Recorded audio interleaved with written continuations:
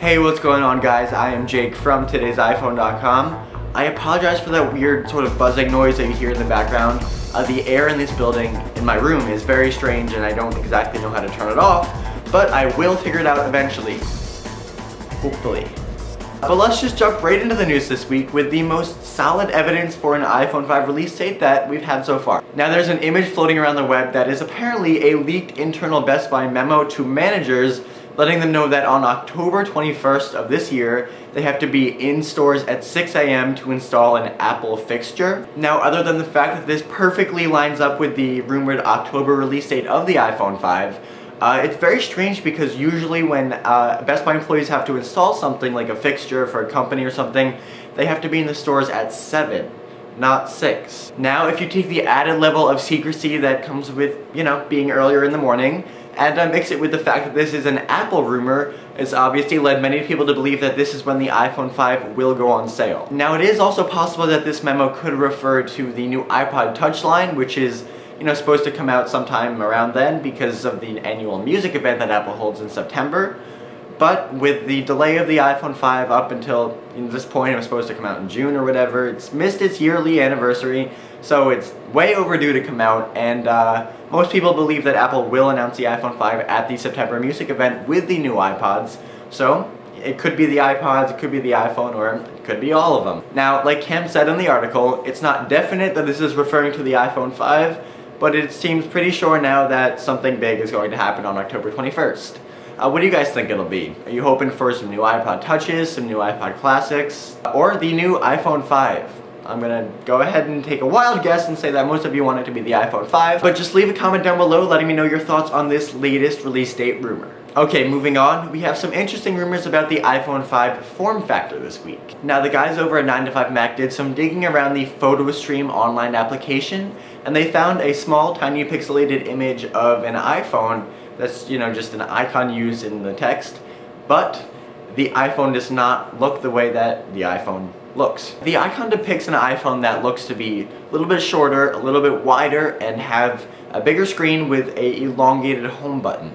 Now, keep in mind that this is official Apple documents, so it's not like somebody just drew the iPhone and put it on the web. It's more likely that somebody at Apple just drew the iPhone and put it on the web, which of course could mean that this is what the iPhone will look like. Now, 9to5Mac was so intrigued by this little pixelated icon that they actually commissioned a mock-up to be made of the iPhone 5 based on the specifications that they assumed were correct from the icon. Now, this device features a 3.7-inch screen. It's slightly shorter than the iPhone, and it does have the elongated home button, and it actually doesn't look that bad. I've been kind of reluctant to believe some of the rumors about a totally new form factor for the iPhone 5, just because I've really grown to like and know the current, candy bar style of the iPhone. And even though this one's a little shorter and is not exactly the same, it's not awful. Now, that little pixelated icon on the PhotoStream online application wouldn't really mean very much at all, except for the fact that it's not the first time we've seen it, or something like it. Now, if you guys remember, a couple months back or so, Apple.Pro leaked what they claimed was an iPhone 4S, and it was running Apple diagnostic software. It looked just like an iPhone 4, but they claimed it was a 4S. And their evidence for this was the fact that when you plugged it into iTunes, the icon that showed up for the device wasn't an iPhone 4. It actually looks remarkably similar to that little pixelated icon that we are seeing on the PhotoStream application. At the time, nobody thought much of it, but combining these two fairly small leaks makes one pretty significant idea of what the iPhone 5 could look like. Alright, so this next story is kind of crazy and kind of unbelievable, but apparently there is a iPhone 5 floating around out in the wild because an Apple employee left it in a Mexican bar. Okay, so the story goes that some guy found an iPhone 5 in a Mexican bar, and I guess he didn't really know what it was or how much it was worth, so he sold it on Craigslist for $200. And since that time, the San Francisco Police Department, or Apple employees impersonating the San Francisco Police Department, have gotten involved, have interviewed the people involved, but nothing's turned up. No pictures, no video, no iPhone 5. I'm just having some trouble believing this.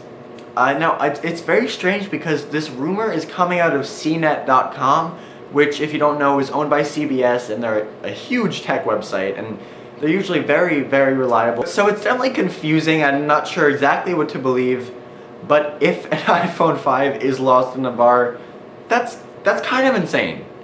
Apple, what are you doing? You have to have some sort of security to stop your employees drinking with unreleased Apple products. Alright, and finally, I have some news for you on the whole AT&T T-Mobile merger.